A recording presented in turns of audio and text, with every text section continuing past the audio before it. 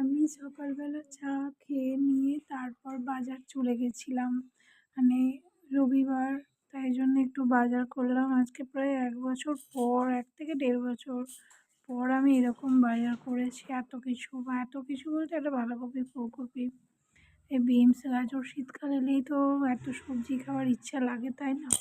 যেটা আমি আগের বছর খুব মিস করেছি, খেতে পারিনি কিছু কারণে। কিছু কারণ বলতে টাকার অভাবেই খেতে পারিনি। দুজন মিলে কাজ করছি, খেতে তো লাগবেই বলো। একজন 12 ঘন্টার ডিউটি করছি, একজন 10 ঘন্টা ডিউটি করছি। যদি না খেয়ে কাজ করি তাহলে তো কাজ করতে পারবো না।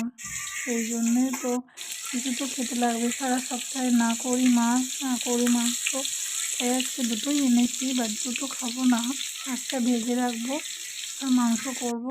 পালং শাক কেটে নিয়ে ধুয়ে নিয়ে করে নিয়েছি। তেলটা কড়াই বেশি পড়ে গেছিলো, সেই জন্যে শাকটা করবার আগে মাছ ভেজে নিলাম, মাংস আলুগুলো ভেজে নিলাম, তারপর শাক করেছি। তারপর কড়াটাকে ধুয়ে আবার মাংস করছি।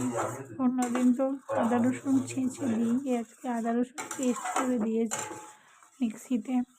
সেই জন্যে মশলাটা জল জল হয়ে গেছে।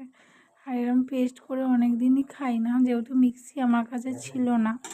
সেই জন্যে আমি পেস্ট করে দিতে পারতাম না। কাজ করতে গেলে তো শরীরটাকেও তো খেতে দিতে হবে, তাই না? শরীরে একদমই জোর নেই, প্রচুর তো শরীর প্রবলেম যাচ্ছেই। সেই জন্য একটু সবজির বাজার করলাম। সবজির বাজার অন্য সময় করলে কি হয় যে প্রচুর দাম, শীতকালে তো দাম তো কমেনি। এক ব্যাগ সবজি হলো তো নাই, উপরন্ত যেটুকুনি কিনেছি সামান্য। মটরশুঁটি 250 মটরশুঁটি 40 টাকা দাম বললো। আমি কিনিনি, চলে এসেছি। এই যে মাংস রান্না প্রায় হয়েই গেছে। এবার আমি চলো নাবিয়ে গ্যাস মুছে চান করে একদম চলে এলাম, ঠাকুর পুজো করে নিলাম, নিয়ে ভাত বাড়ছি, দুজনে মিলে খাবো।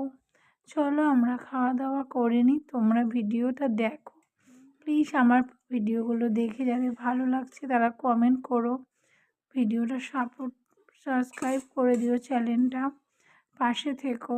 তোমাদের আশীর্বাদ থাকলে আমি ভিডিওর মাধ্যমে যা জিনিস শেষ হয়েছে আমার জীবন থেকে সেগুলো হয়তো ফিরে পেতে পারি।